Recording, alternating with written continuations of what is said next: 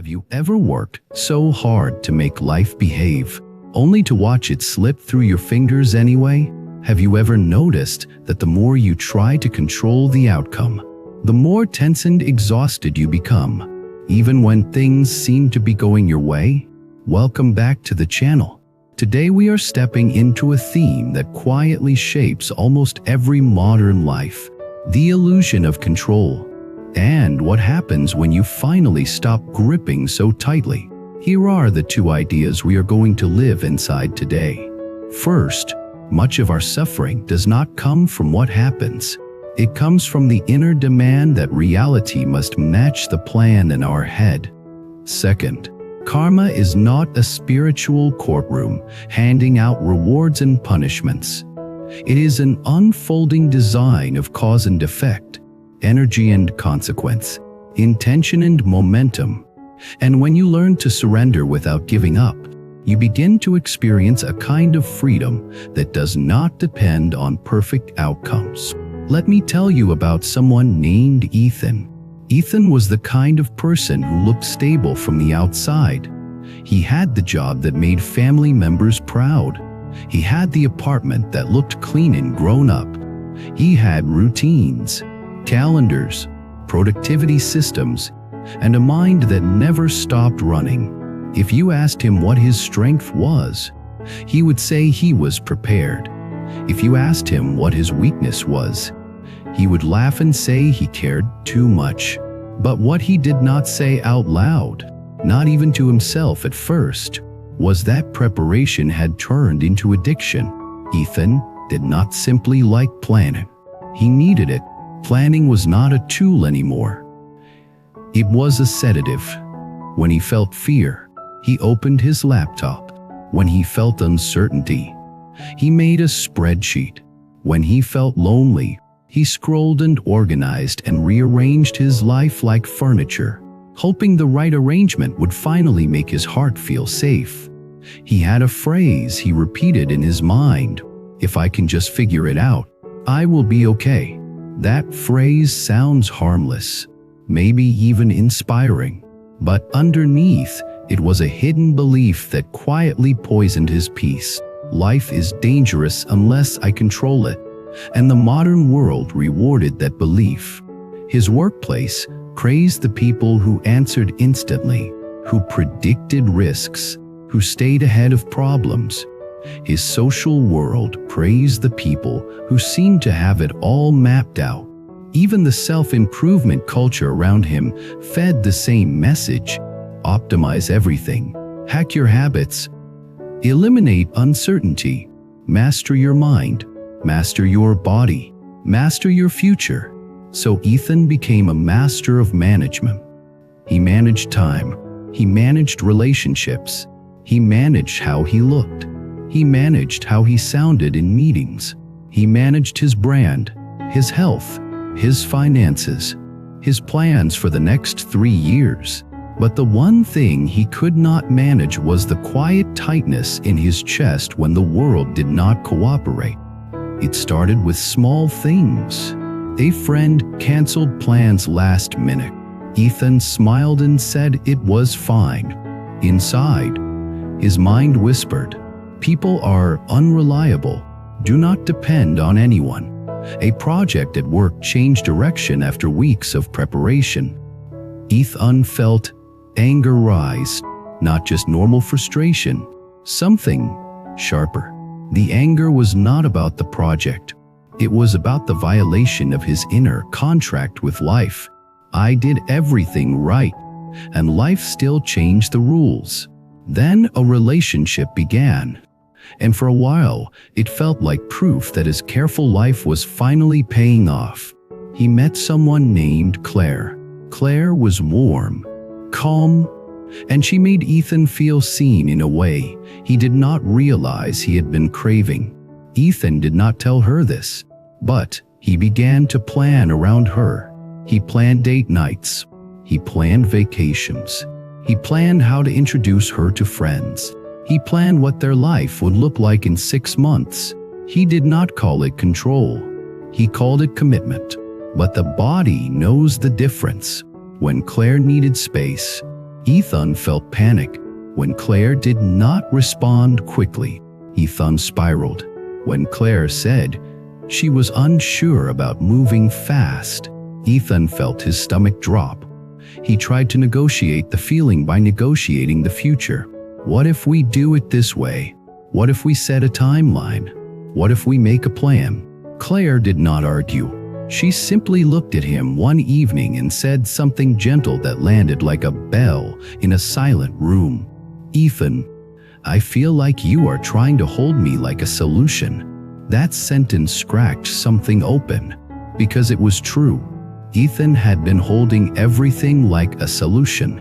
Career as a solution to insecurity, money as a solution to fear, relationships as a solution to emptiness, planning as a solution to uncertainty. But none of those things were actually designed to remove uncertainty.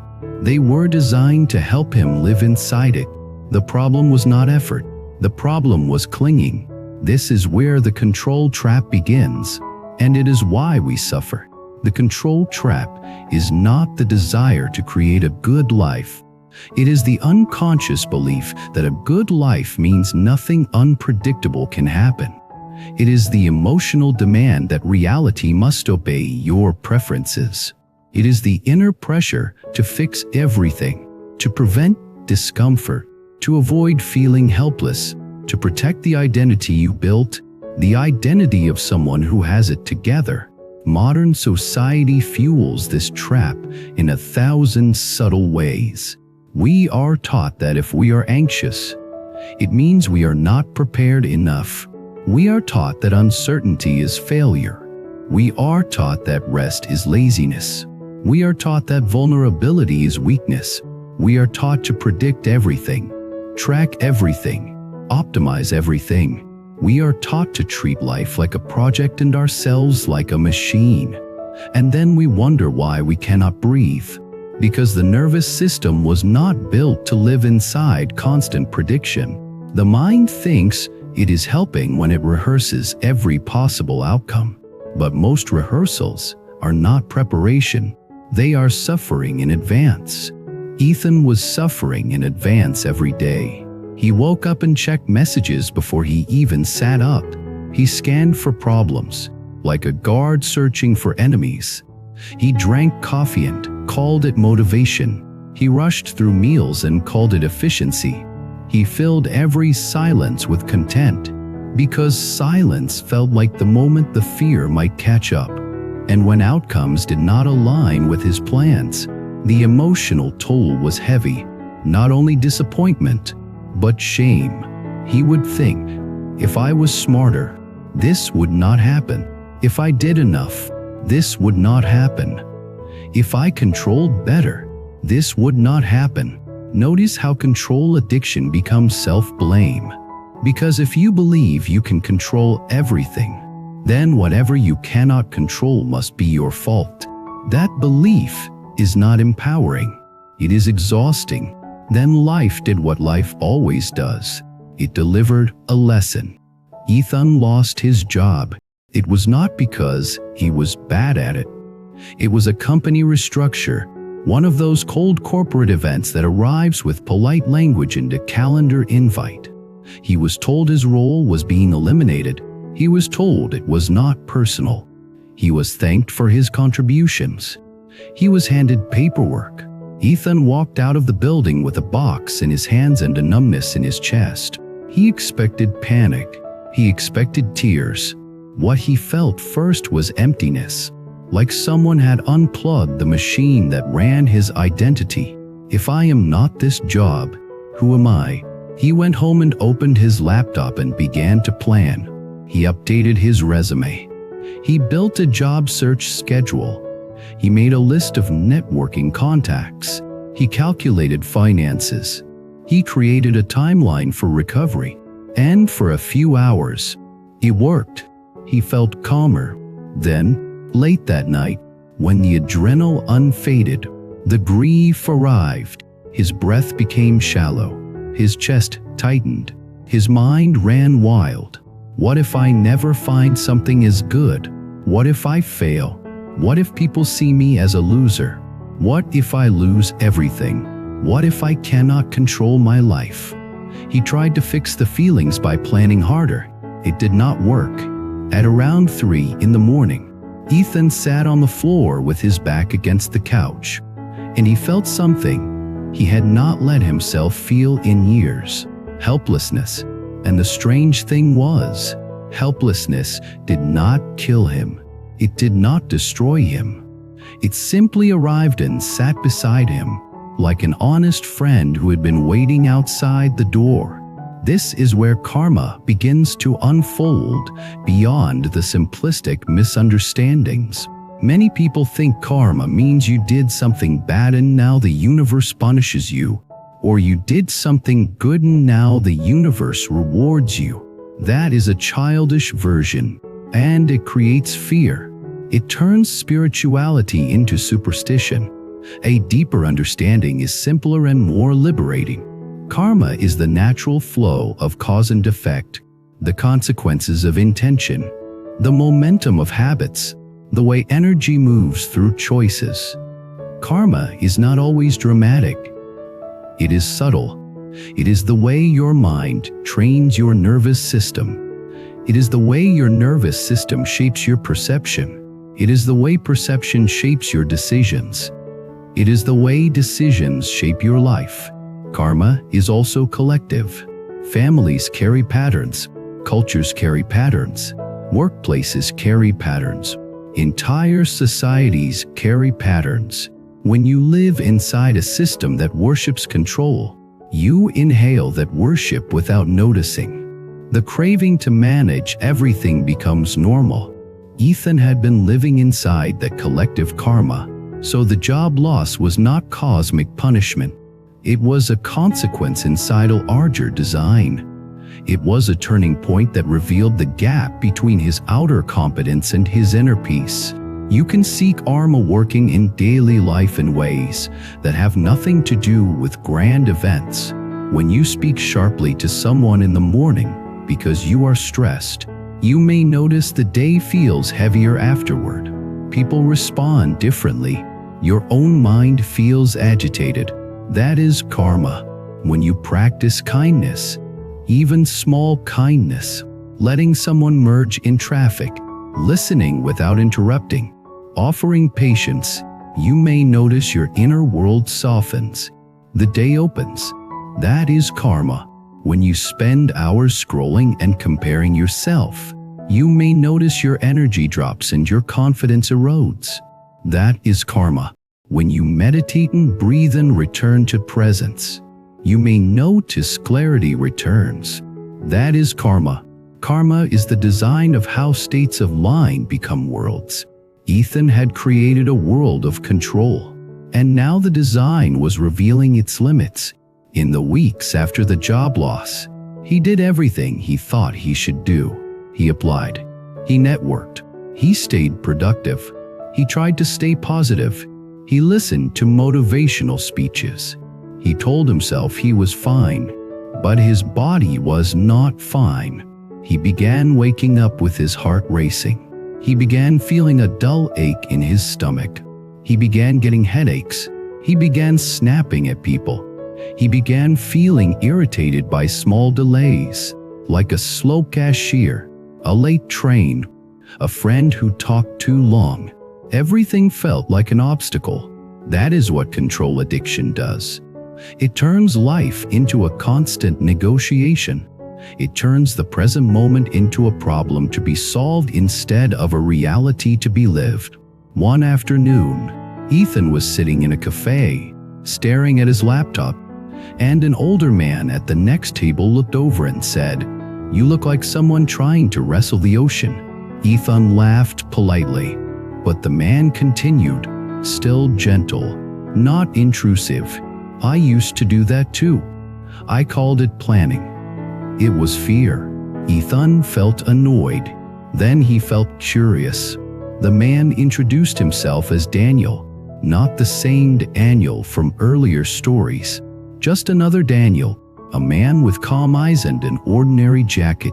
Daniel told Ethan he volunteered at a community meditation center nearby.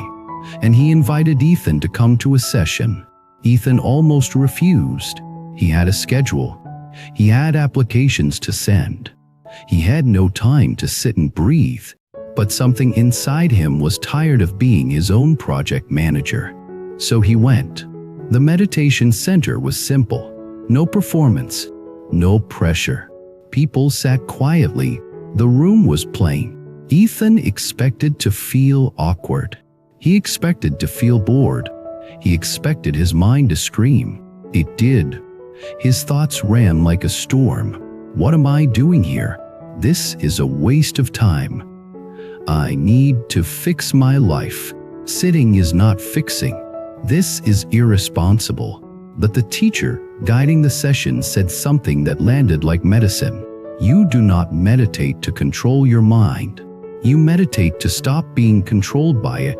Ethan felt a sting behind his eyes because he realized he had been controlled by his mind for years, and he called it responsibility. That day, Ethan did not become enlightened. He did not float.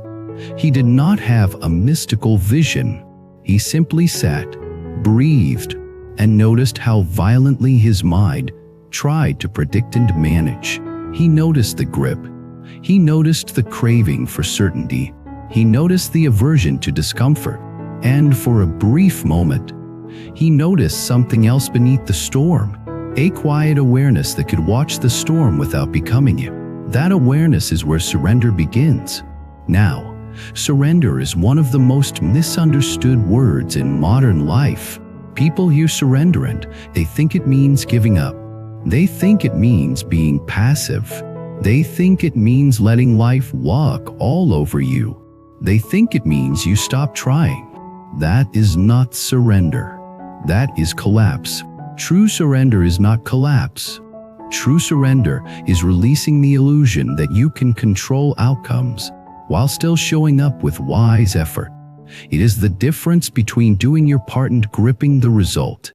It is the difference between taking action and trying to force the universe to obey your timeline. Think of it like planting a garden. Healthy effort is preparing the soil, planting seeds, watering, protecting from obvious harm, learning what the plants need. Clinging attachment is standing over the soil demanding the sprout appear by Friday, screaming at the seed, comparing your garden to someone else's garden, panicking every time a cloud appears, and calling yourself a failure when growth takes time. Surrender is doing the work and trusting the design, not blind optimism, but grounded trust in cause and effect. Ethan began to learn this slowly. He kept applying for jobs, but he started to notice the difference between focused effort and frantic control. Focused effort felt steady. He could send applications and then breathe. Frantic control felt desperate. He would send applications and then refresh his email every 2 minutes, like his worth depended on the next message. When he noticed frantic control, he practiced something simple. He would place a hand on his chest and take a slow breath. He would say quietly, "I am doing what I can. The rest is not mine to command." At first, the phrase felt fake. Then it felt comforting. Then, over time, it felt true. This is how surrender becomes liberation, not by thinking differently once, but by practicing differently many times. Daniel, the older man, met Ethan for tea sometimes after meditation. Daniel did not preach. He shared stories. He told Ethan about a time he lost everything in a business failure. Daniel had been proud, controlling, convinced that if he worked hard enough, life would reward him. When the business collapsed, he felt humiliated. He tried to rebuild immediately, but his desperation poisoned every decision. He chased investors. He chased deals. He chased validation. He was fighting reality. Then, during a sleepless night, he realized something. Reality was already happening, whether he approved of it or not. He stopped fighting the fact that he had lost the business. He stopped fighting the emotions. He stopped demanding that the universe apologize. He began to accept what was. And acceptance did not make him weak. It made him clear. From that clarity, he saw mistakes he had refused to see. He saw habits he had hidden behind ambition. He saw how he used control to avoid feeling vulnerable.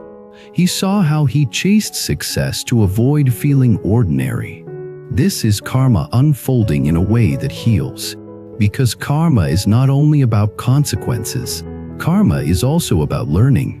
It is about awakening. It is about wisdom being born from experience.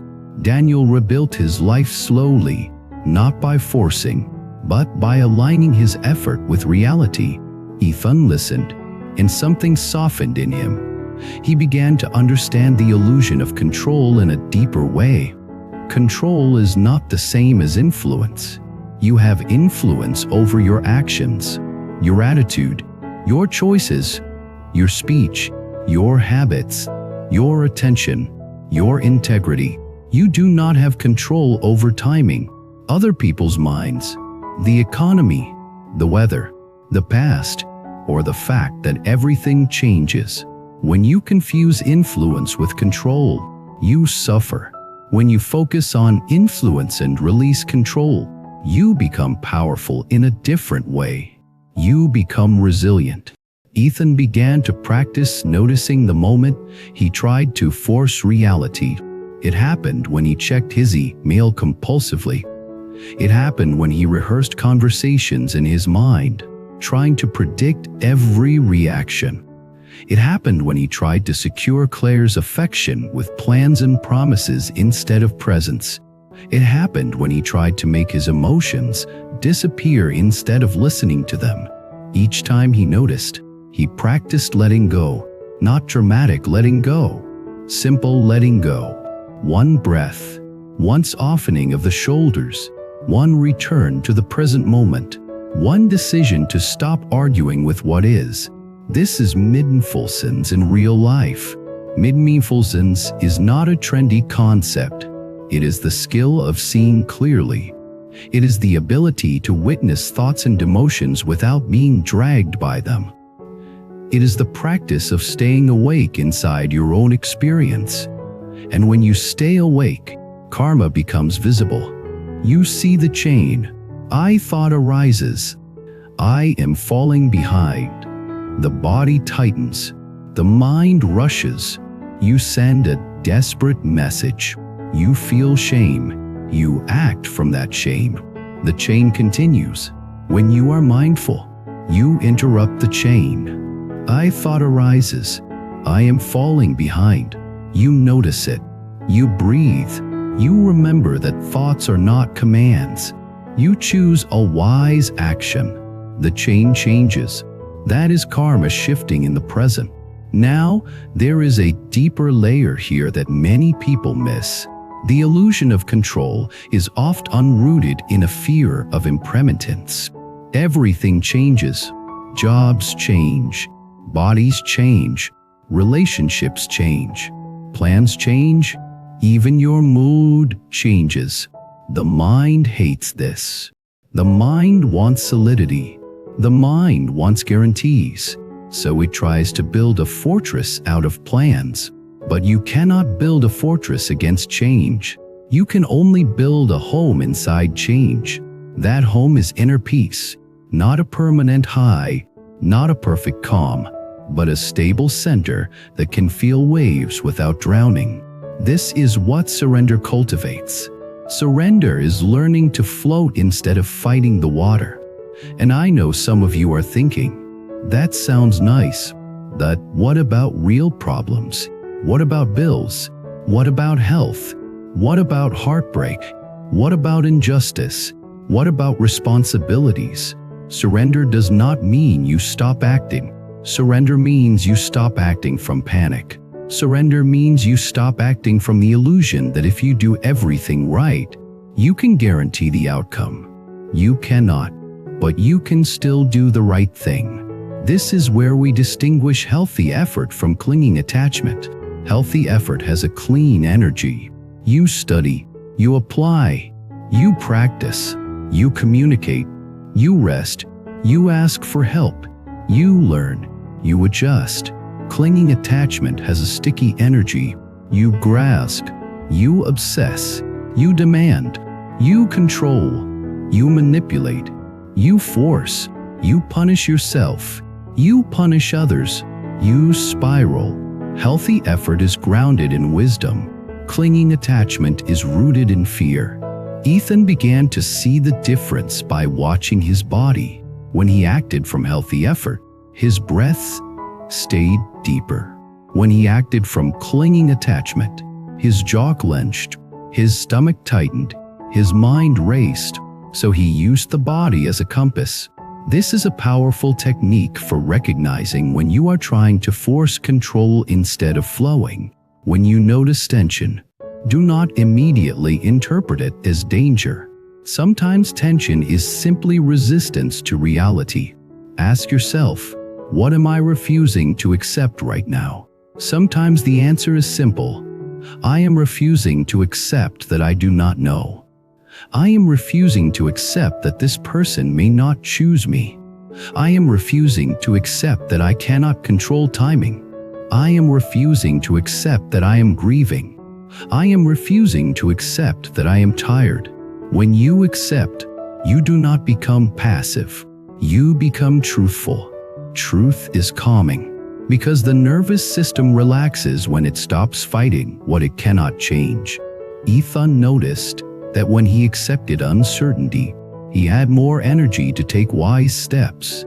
When he fought uncertainty, he wasted energy in mental war. This is why acceptance is not surrendering your power. It is reclaiming it. Now, let us talk about the power of acceptance in a way that feels human, not philosophical. Ethan had an interview for a job he really wanted. He prepared carefully. He practiced answers. He researched the company. He did everything right.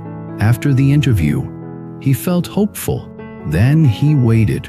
2 days passed. No response. Ethan felt the old urge to spiral. He wanted to send follow-ups, to refresh his inbox, to imagine worst-case scenarios. He wanted to control the waiting. Instead, he practiced surrender. He told himself, I have offered my effort. Now I release the result. Then he went for a walk without his phone. During the walk, anxiety rose like a wave. Ethan felt it and did not run. He let the wave move through his body. He kept walking. He listened to the sound of his footsteps. He noticed the cold air. He noticed the trees. He noticed that life was still happening, even in uncertainty. This is a small moment, but it contains a huge teaching. The mind says, I cannot be okay until I know. Presence says, I can be okay right now, even without knowing. That is freedom. A week later, Ethan did not get the job. The old version of Ethan would have collapsed into shame, then forced a new plan, then judged himself, then tried to control harder. This time, he felt disappointment, and he let it be disappointment. He did not make it a story about his worth. He did not turn it into a catastrophe. He simply said, okay.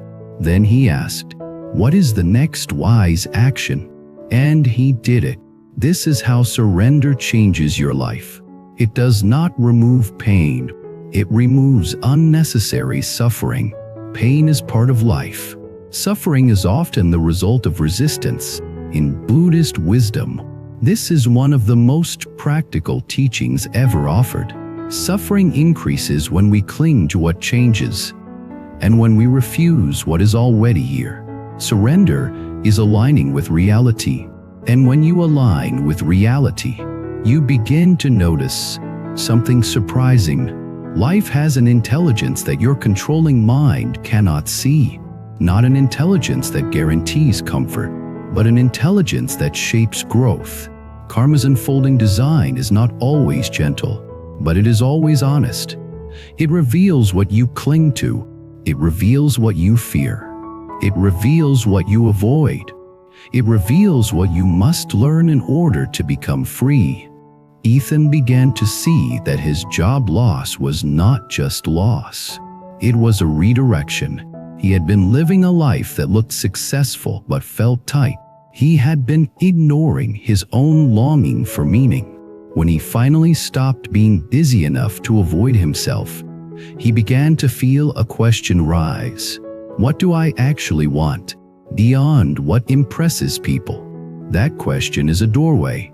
Many people never enter it because they are too busy controlling the surface of life. When you surrender, the deeper questions surface. Ethan remembered that he used to love working with people directly, not through screens and meetings. He remembered volunteering once years ago at a youth center and feeling more alive than he ever felt in his corporate role. He had dismissed that memory as unrealistic, not practical, not safe.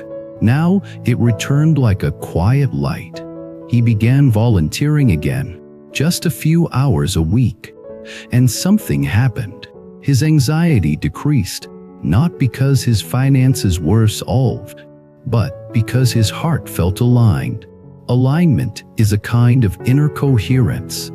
It is the feeling that your energy is not fighting itself.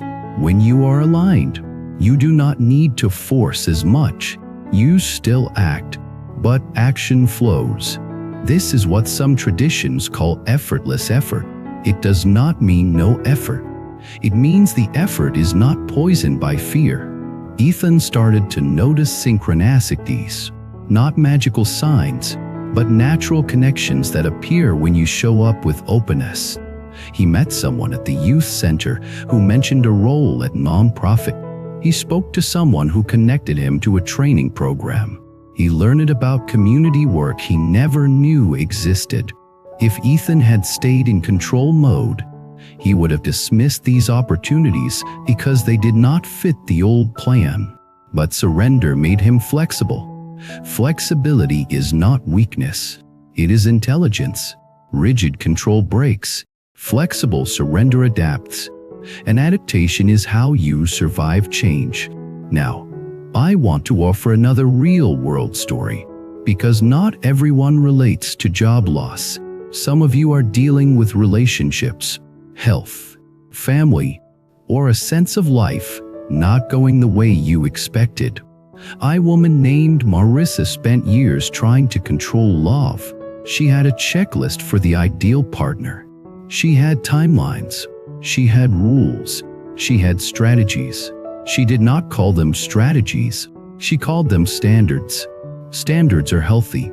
But Marissa was not only using standards, she was using control. When she dated someone, she tried to predict the ending before the middle had even happened. When someone did not text back quickly, she assumed rejection. When someone expressed a need for space, she assumed abandonment. When someone was kind, she assumed they were hiding something. Her mind was constantly scanning, not for connection, but for certainty. And certainty is not love. Love requires presence. Love requires vulnerability. Love requires accepting that you cannot control another person's heart. Marissa learned this painfully when she finally met someone she truly cared about. His name was Jonah. Jonah was steady, not perfect, but sincere. At first, Marissa felt calm with him, and then she felt fear, because calm felt unfamiliar. Her nervous system, trained by past heartbreak, interpreted calm as a trap. So she began to test Jonah. Unconsciously, she would pull away to see if he chased. She would criticize to see if he stayed. She would create small storms to feel the familiar adrenaline. Jonah did not react dramatically. He simply said, "I want to be with you, but I will not play games. If you want closeness, I will meet you. If you want distance, I will respect you, but I will not be punished for loving you." Marissa felt shame. Then she felt grief. Then she felt the truth. She had been trying to control love because she was terrified of surrendering to it. Surrendering to love means accepting uncertainty. It means accepting that you can do everything right and still be hurt. And yet, the alternative is worse. The alternative is never fully living. Marisa began practicing surrender in small ways. Instead of checking her phone obsessively, she breathed. Instead of rehearsing worst-case scenarios, she returned to the present. Instead of trying to control Jonah, she expressed her feelings honestly. And when fear rose, she did not make Jonah responsible for it. She took responsibility for her inner world with compassion. This is a powerful form of self-mastery, not mastering the external world, mastering your relationship with the internal world. Over time, Marisa became softer. And softness is not weakness. Softness is what happens when you stop bracing against life. When you stop bracing, you can actually receive. Now let us bring this back to karma. People think karma is about big dramatic events, but karma is oft unquiet. Karma is the way your inner state shapes your choices. Karma is the way choices shape habits. Karma is the way habits shape relationships. Karma is the way relationships shape your future. When you surrender control, you change your karmic momentum. You stop planting seeds of fear.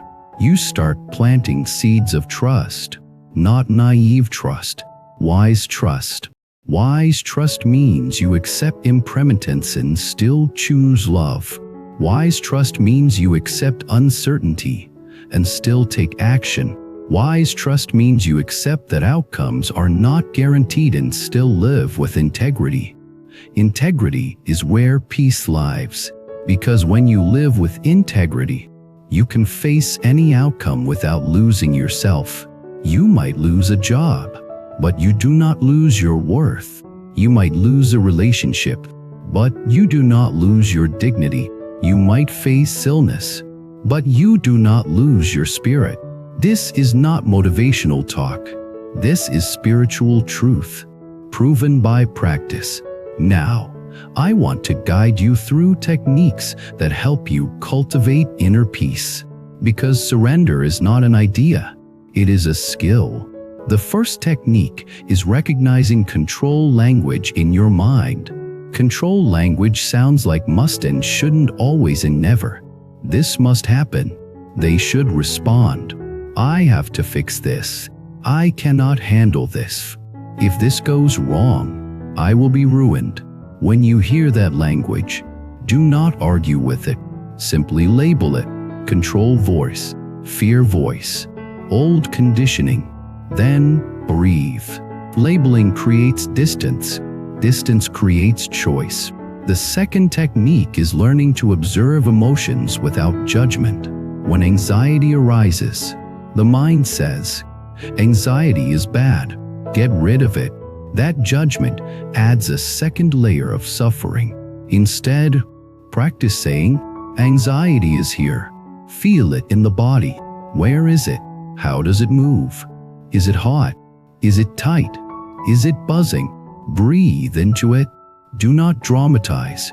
Do not suppress. Allow. Emotions are energy in motion. When you allow them, they move. When you resist them, they harden. The third technique is acceptance practice. Acceptance is not liking what happens.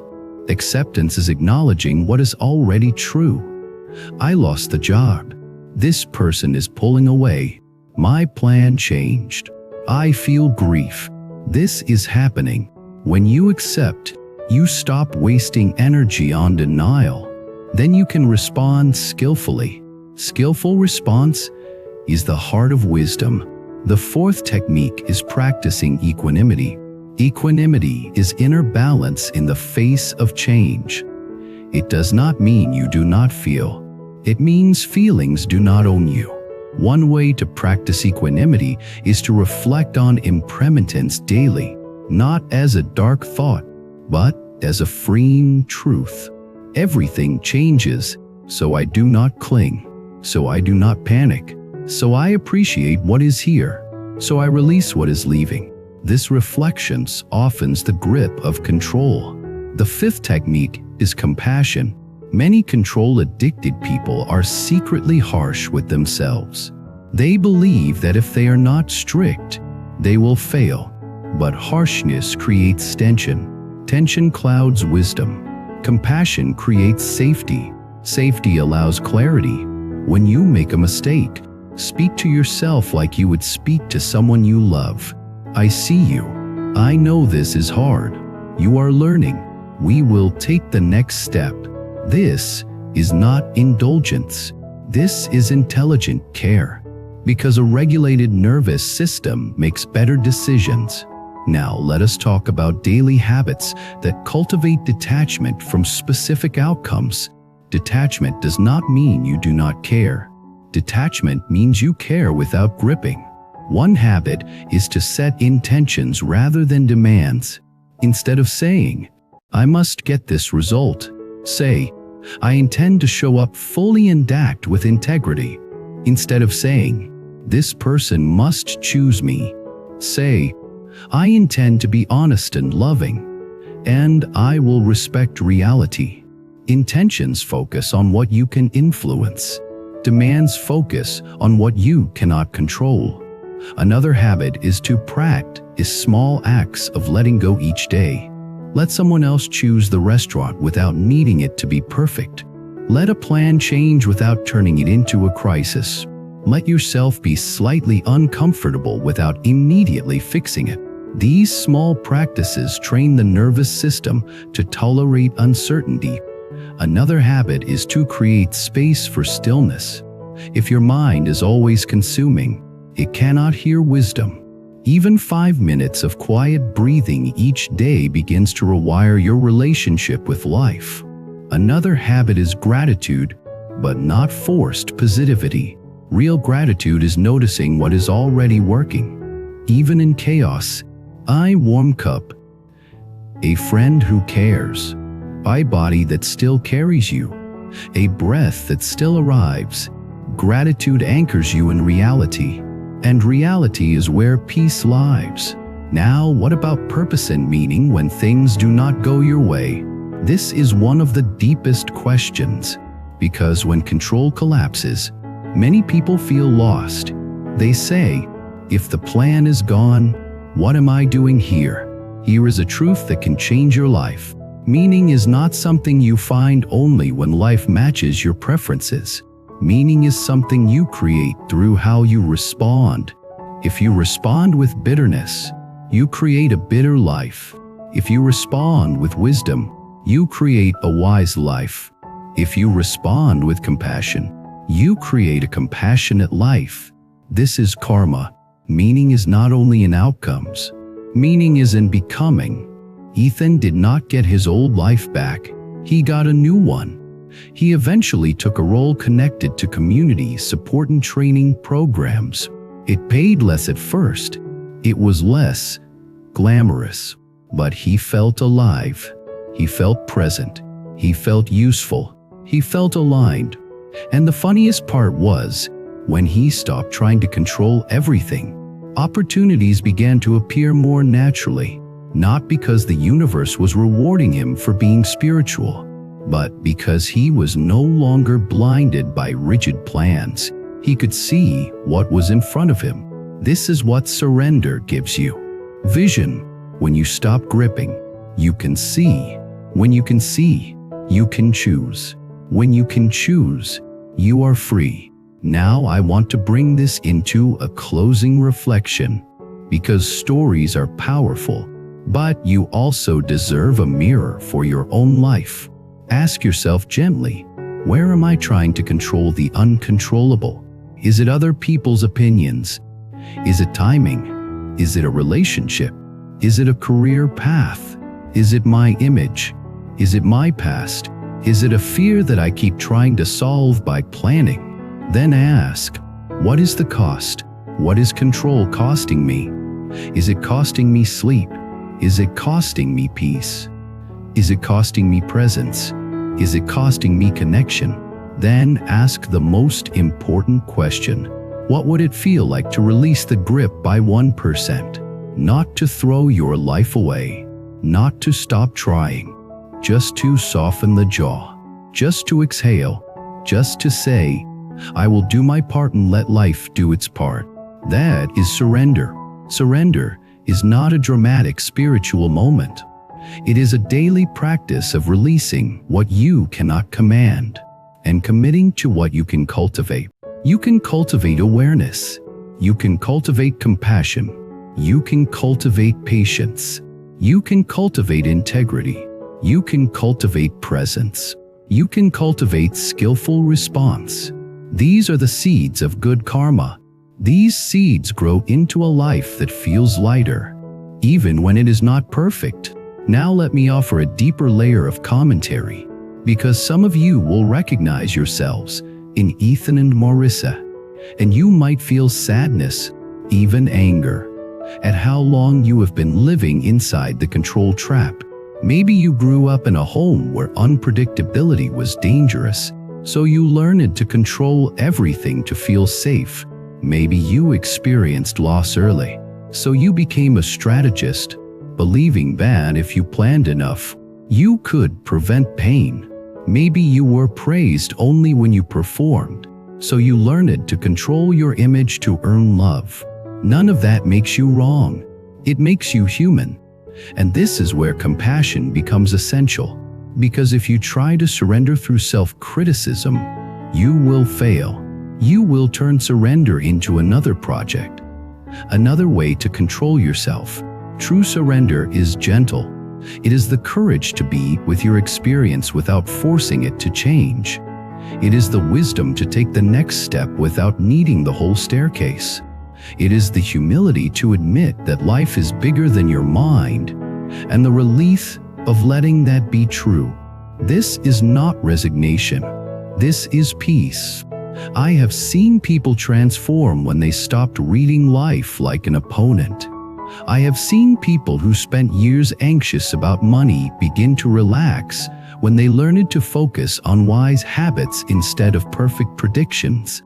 I have seen people who spent years controlling relationships learn to love more deeply when they stopped demanding certainty and started practicing presence.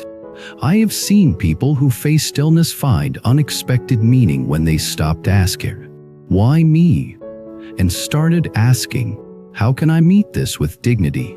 These are not fantasies. These are real human awakenings, and they often begin with something very small. One honest breath, one moment of acceptance, one decision not to fight the present, one choice to respond with wisdom instead of panic. If you take nothing else from this video, take this. You are not here to control life into perfection. You are here to participate in life with awareness. That is the path to freedom. Now I want to invite you into the conversation. In the comments, share where you notice the illusion of control showing up in your life, and what surrender might look like for you this week. If you have a story of a time you stopped forcing and life surprised you, share that too, because your experience might be the exact medicine someone else needs. If this resonated, subscribe to the channel so you can keep walking this path with us. Like the video, leave a comment, and if you want to support deeper long-form teachings and guided practices, consider becoming a member. Ending words for you to carry into your day. Do your part with a steady heart. Release the rest with an open hand. Let karma unfold, and meet it with awareness, compassion, and quiet courage. Life gets noisy. Work, stress, expectations. Sometimes we lose touch with the quiet part of ourselves. Bracelet isn't just an accessory.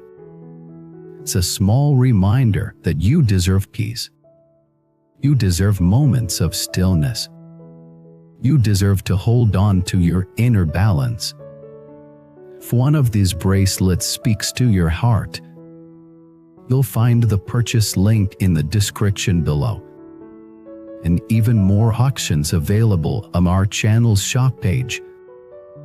Click on the one that feels right